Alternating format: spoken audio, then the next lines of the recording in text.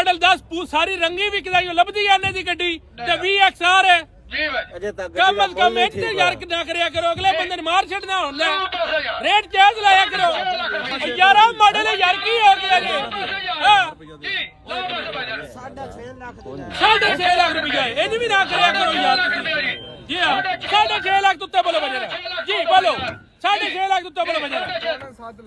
7 ਲੱਖ ਰੁਪਇਆ ਜੀ 7 ਲੱਖ ਰੁਪਇਆ ਜੀ ਜੀ ਬਜਰਾ ਬੋਲੋ 7 ਲੱਖ 80,000 ਰੁਪਇਆ ਜੀ 7 ਲੱਖ 80,000 ਰੁਪਇਆ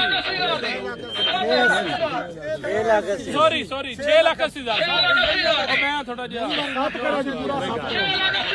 ਜੀ 6 ਲੱਖ